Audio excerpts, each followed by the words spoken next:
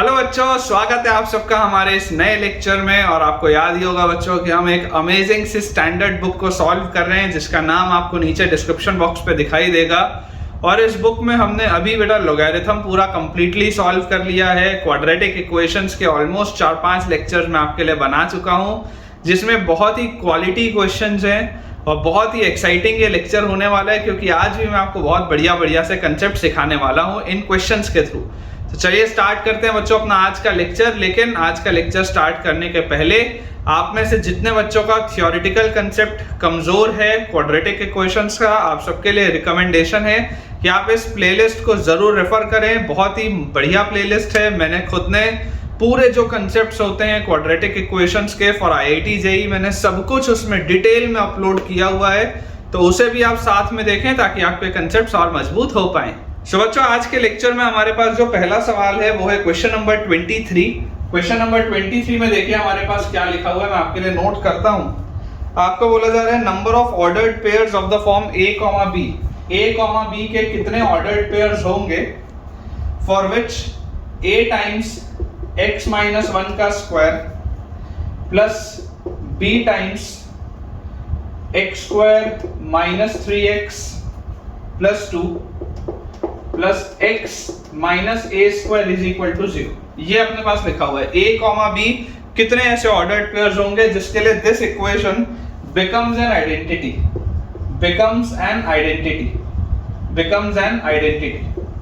अब आपको बच्चों एक कंसेप्ट पता होना चाहिए जो मैंने थ्योरी में आपको ऑलरेडी कवर कराया है कि किसी भी हम क्वाड्रेटिक इक्वेशन को आइडेंटिटी कब कहते हैं। इमेजिन करिए, देखिए जो कंसेप्ट है मैं आपको बता रहा हूं। अगर आपके पास एक क्वाड्रेटिक इक्वेशन है ax square plus bx plus c equal to 0, तो अगर आप चाहते हैं कि ये आइडेंटिटी बन जाए तो आइडेंटिटी बनने के लिए जो कंडीशन होती है वो होती है कि x स्क्वायर का कोफिशिएंट भी 0 होना चाहिए, x का कोफिशिएंट भी 0 होना चाहिए, कांस्टेंट टर्म भी 0 होना चाहिए। ये इसका कंसेप्ट है, ठीक है। ये इसका कंसेप्ट है जो आपको समझ में आना चाहिए। दिस इज द कंसेप्ट कि x स्क्वायर का कोफिशिएंट, x का कोफिशिएंट और कांस्टेंट टर्म तीनों ही 0 होने चाहिए। यहाँ पर अगर हम ऑब्जर्व करें तो सबसे पहले देखिए अपन इसको थोड़ा सा ओपन अप करते हैं, एक्सपैंड करते हैं। तो ये हमारे पास लिखा हुआ है a times x square minus 2x plus 1 plus b times x square minus 3x plus 2 plus x minus a square is equal to 0। अगर मैं x स्क्वायर का बच्चों कोफिशिएंट सर्च करूं तो x स्क्वायर का कोफिशिएंट है a plus b, x square का coefficient है हमारे पास a प्लस b। उसके बाद अगर हम x का कोफिशिएंट सर्च करें तो x का कोफिशिएंट यहां से हमारे पास आता है माइनस 2a, x का कोफिशिएंट यहां से हमारे पास आता है माइनस 3b और x का कोफिशिएंट आता है 1। ये x का कोफिशिएंट है। और कांस्टेंट टर्म हमारे पास क्या है? कांस्टेंट टर्म हमारे पास है a, फिर कांस्टेंट टर्म यहां पर है हमारे पास प्लस 2b और फिर कांस्टेंट टर्म है हमारे पास minus a square is equal to 0। ये अपने पास पूरी की पूरी चीज लिखी है। अब अगर आप चाहते हैं कि एक आइडेंटिटी बने तो आइडेंटिटी बनने के लिए x स्क्वायर का कोफिशिएंट मतलब a प्लस b 0 होना चाहिए, x का कोफिशिएंट मतलब minus 2a minus 3b plus 1 0 होना चाहिए, और ये जो कांस्टेंट टर्म है a plus 2b minus a square ये भी 0 होना चाहिए। तो हम ऐसा करते हैं, दो इक्वेशंस को सॉल्व करके a और b की वैल्यू निकाल लेते हैं और देख लेते हैं वो थर्ड को सेटिस्फाई कर रहा है नहीं। तो यहां से देखो आपको मिल जाएगा a की वैल्यू माइनस b के बराबर। जैसे आप इसको सॉल्व करेंगे a की वैल्यू आ जाएगी माइनस b के बराबर। जैसे मैं इसको यहां पर पुट करूं तो देखो मेरे पास ये लिखा होगा माइनस 2a, फिर ये जो माइनस b है माइनस b के बदले में a लिख सकता हूं तो plus 3a plus 1 is equal to 0। तो यहां से मुझे मिल जाएगा 3a minus 2a is equal to minus 4। देखिए a की वैल्यू मेरे पास आ चुकी है। अगर a की वैल्यू माइनस 1 आई तो a की वैल्यू माइनस 1 होगी तो b की वैल्यू क्या होगी? b की वैल्यू 1 आ जाएगी। ये अपने पास आ गया। एक बार इसको रख के यहाँ पर देखिए, जैसे आप a की वैल्यू को माइनस 1 रखते हैं, b की वैल्यू को जब आप प्लस 1 रखते हैं, अगेन a को माइनस 1 का स्क्वायर रखूंगा तो ये माइनस है बाहर। देख लो ये 0 हो रहा है, मतलब ये सेटिस्फाई हो रहा है। तो a और b के कितने ऑर्डर्ड पेयर्स बन रहे हैं? तो सिर्फ एक ऑर्डर्ड पेयर बन रहा है। a, b आपके पास क्या होगा? a, b आपके पास होगा माइनस 1, 1। a की जगह माइनस 1 रखेंगे, b की जगह 1 रखेंगे, तो ये वाला जो इक्वेशन है ये क्वाड्रेटिक इक्वेशन आइडेंटिटी बन जाएगा। तो बच्चों अभी जो हमने सवाल किया उसका बी ऑप्शन आपकी बुक में दिया हुआ है, बी ऑप्शन में 1 दिया हुआ है, which is the right answer. अब हम देखते हैं next question which is question number 24। इसमें आप स्टार लगा लीजिए because it is a good question, अच्छा सवाल है। लिखा है हमारे पास कि if alpha and beta are the roots of the equation, मान लीजिए आपके पास एक इक्वेशन है sin square x plus p times sin x plus q is equal to 0। इसके रूट्स हैं अल्फा और बीटा, और उसके बाद लिखा हुआ है cos square x plus r times cos x plus s is equal to 0। इसके भी रूट्स हैं अल्फा और बीटा। आपको बोला जा रहा है कि इन दोनों ही इक्वेशंस के जो रूट्स हैं वो अल्फा और बीटा है, तो हमें बताना है बच्चों की value of P square plus R square minus 2 times cos alpha minus beta, इसकी क्या वैल्यू होगी हमसे ये पूछा जा रहा है। ठीक है, हमारे पास जो क्वेश्चन है इसकी क्या वैल्यू होगी हमसे ये पूछा जा रहा है। अब आप ऑब्जर्व करने की कोशिश करिए, बहुत ही अच्छा सवाल है।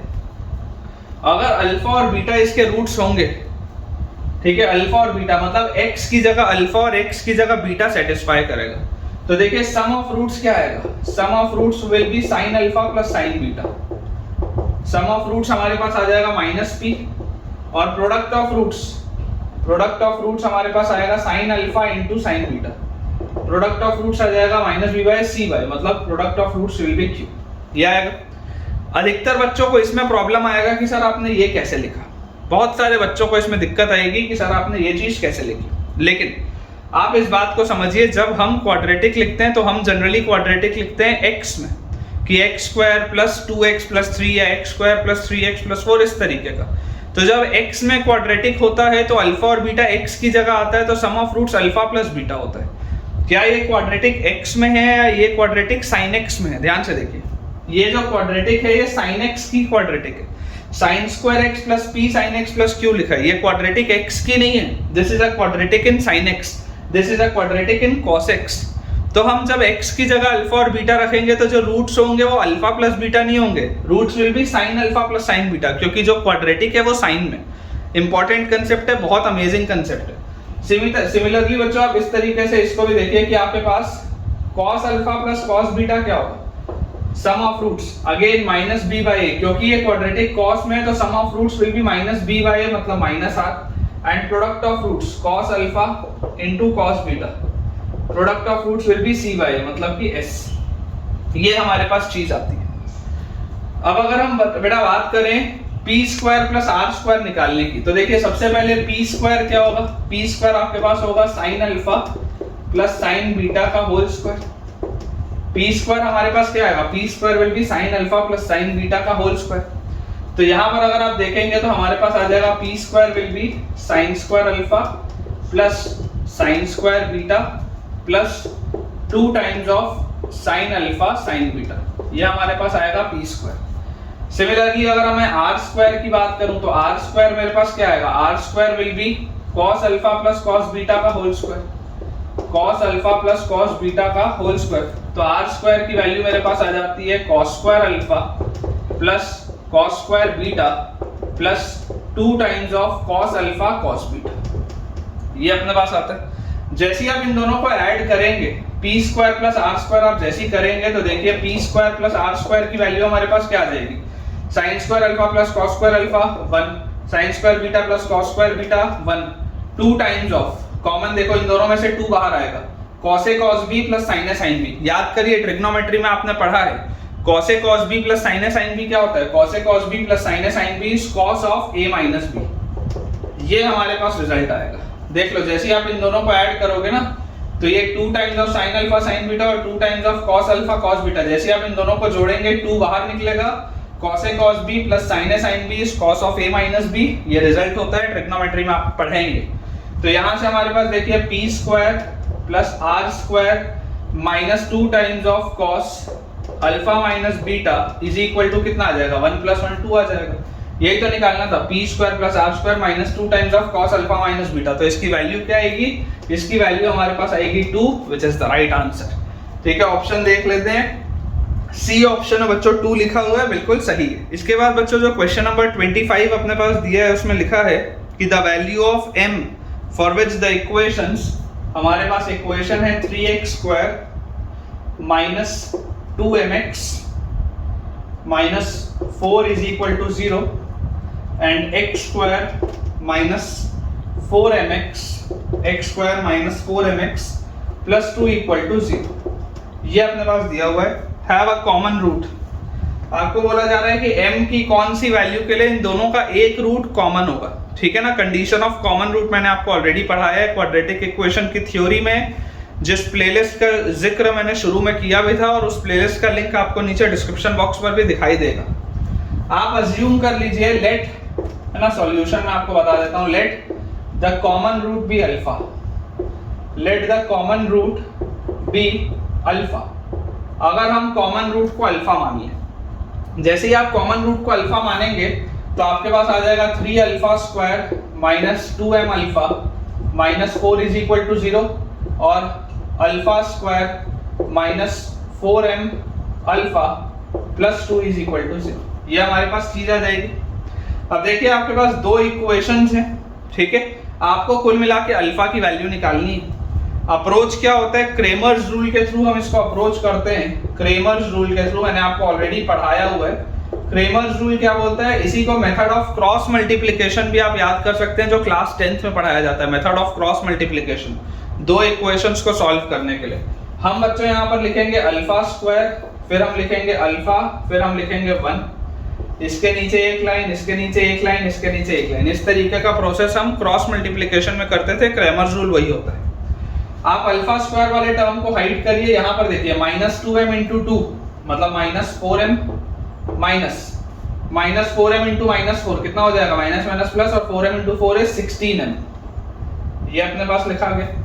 फिर अब माइनस 4 पे अपन एंड किए, तो अब आप अल्फा के नीचे लिख रहे हैं तो अल्फा वाले टर्म को हाइड करिए। माइनस 4 इंटू 1 कोफिशिएंट्स लेने, तो माइनस 4 माइनस, यहाँ पर आए फिर 2 इंटू 3 तो ये आपके पास आ जाएगा 6। फिर यहाँ पर आपने एंड किया, कांस्टेंट टर्म के नीचे लिखना है, इसको हाइड करिए। 3 इंटू माइनस 4m मतलब minus 12m minus 1 into minus 2m is minus 2m, तो यहाँ आ जाएगा प्लस 2m, ठीक है। तो यार यहाँ से अगर मैं इसको ध्यान से देखूं तो मेरे पास ये लिखा क्या हुआ है, alpha square divided by minus 4 और minus 16 is minus 20m is equal to alpha by minus 10 is equal to, यहाँ पर अपने पास आ जाएगा माइनस 1 बाय 10। ये अपने पास चीज आती है। तो देखिए अल्फा की वैल्यू क्या आ रही है, माइनस इधर जाएगा तो माइनस माइनस प्लस हो जाएगा। अल्फा की वैल्यू आ रही है 1/m, और अगर मैं यहां से इन दोनों को लूं तो अल्फा स्क्वायर की वैल्यू क्या आ रही है, अल्फा स्क्वायर की अगर मैं वैल्यू निकालूंगा माइनस उधर जाएगा तो प्लस, m से m जाएगा 20/10 is 2, अल्फा स्क्वायर की वैल्यू 2 आ रही है। तो अल्फा स्क्वायर अगर आप करोगे तो देयरफॉर आप बोल सकते हो 1/m स्क्वायर जो होगा, अल्फा स्क्वायर के लिए 1/m स्क्वायर जो होगा ये 2 के बराबर होना चाहिए। m स्क्वायर की वैल्यू होनी चाहिए 1/2 और m की वैल्यू हमारे पास आनी चाहिए प्लस माइनस 1/√। ये अपने पास बच्चों m की वैल्यू आएगी। m की अगर आप ये वैल्यू रखेंगे तो ये दोनों इक्वेशंस में एक रूट कॉमन आएगा। ये इसका तरीका होता है, क्रेमर्स रूल से हम इसे सॉल्व करते हैं। ऑप्शंस एक बार देख लेते हैं बच्चों, बिल्कुल सही है। बी ऑप्शन जो आपकी बुक में दिया हुआ है, that is m is equal to plus minus 1/√2 which is the right answer. So बच्चों अब लास्ट क्वेश्चन जो हमारे पास दिया हुआ है आज का, क्वेश्चन नंबर 26 जो है उसमें लिखा है the equation whose roots are the reciprocal of the roots of the equation x square plus 5x plus 2 equal to 0, x square plus 5x plus 2 equal to 0। मान लीजिए इसके रूट्स हैं अल्फा और बीटा, मान लीजिए इसके आपके पास बच्चों रूट्स दिए हुए अल्फा और बीटा, तो आपको बोला जा रहा है कि एक ऐसा इक्वेशन जिसके रूट्स 1/अल्फा और 1/बीटा इसके रूट्स के रेसिप्रोकल हो, एक ऐसा इक्वेशन जिसके रूट्स 1/अल्फा और 1/बीटा हो, वो इक्वेशन होता है x square plus ax plus b equal to 0। वो इक्वेशन होता है x square plus ax plus b equal to 0। तो हमें बच्चों वैल्यू बतानी है a प्लस b की। ये हमारे पास सवाल है, आज का लास्ट क्वेश्चन है। अब देखिए अप्रोच समझिए, अगर आपके पास अल्फा और बीटा इसके रूट्स दिए हुए हैं तो सबसे पहले तो सम ऑफ रूट्स आपके पास क्या आएगा, सम ऑफ रूट्स आपके पास आएगा -5, और प्रोडक्ट ऑफ रूट्स अगर आप देखेंगे तो प्रोडक्ट ऑफ रूट्स हमारे पास क्या आ जाएगा 2, इसमें तो कोई डाउट नहीं। अब हमारे पास जो इक्वेशन चाहिए उसके रूट्स होने चाहिए 1/अल्फा और 1/बीटा। ये जो इक्वेशन है इसके रूट्स होने चाहिए 1/अल्फा और 1/बीटा। तो इसके लिए सम ऑफ रूट्स क्या होगा, इसके लिए सम ऑफ रूट्स आपके पास होगा 1/अल्फा plus 1 by beta, 1 by alpha plus 1 by beta, और इसका सम ऑफ रूट्स आएगा क्या, माइनस है। तो यहां से देखिए आपके पास क्या आ गया, alpha plus beta by alpha beta is equal to आएगा माइनस है। ठीक है, तो यार यहां से मुझे दिख रहा है अल्फा प्लस बीटा है -5, अल्फा बीटा है 2, इसकी वैल्यू है -a के बराबर, तो a की वैल्यू अपने पास आ गई 5/2, a की वैल्यू अपने पास आ गई 5/2। एंड विद सेम लॉजिक अगर मैं बोलूं कि इसके लिए प्रोडक्ट ऑफ रूट्स क्या होगा, तो इसके लिए प्रोडक्ट ऑफ रूट्स होगा 1 बाय अल्फा और 1 बाय बीटा, तो इसके लिए प्रोडक्ट ऑफ रूट्स कितना आएगा, b आएगा। तो यहां से 1 बाय अल्फा बीटा की वैल्यू क्या है 2, तो 1/2 आ गई b की वैल्यू। तो a और b जैसे ही हमने निकाल लिया, हमें बोला जा रहा है बताइए आप a प्लस b की वैल्यू, तो बताइए a प्लस b क्या होगा, a प्लस b आप जैसे निकालेंगे तो 5/2 प्लस 1/2 6/2, 6/2 मतलब आता है 3। तो a प्लस b की वैल्यू हमारे पास आएगी 3, which is again the right answer, B option में हमारे पास ये दिया हुआ है। ठीक है बच्चों, बी ऑप्शन में दिया हुआ है। तो विद दिस हम अपने आज के लेक्चर के एंड पे पहुंच चुके हैं। मुझे पूरी उम्मीद है कि आपको आज का लेक्चर बहुत बढ़िया तरीके से समझ में आया होगा और आपके कंसेप्ट्स भी इंप्रूव हुए होंगे। अगर आपको आज के इस लेक्चर से फायदा हुआ है तो मुझे कमेंट्स में बताएं, और अपने सारे दोस्तों के साथ जितने भी जेईई एस्पिरेंट्स को आप जानते हैं उनसे इस चैनल को रेफर करें, ताकि उन सब की जेईई की जर्नी जो है वो थोड़ी आसान हो पाए। Thank you.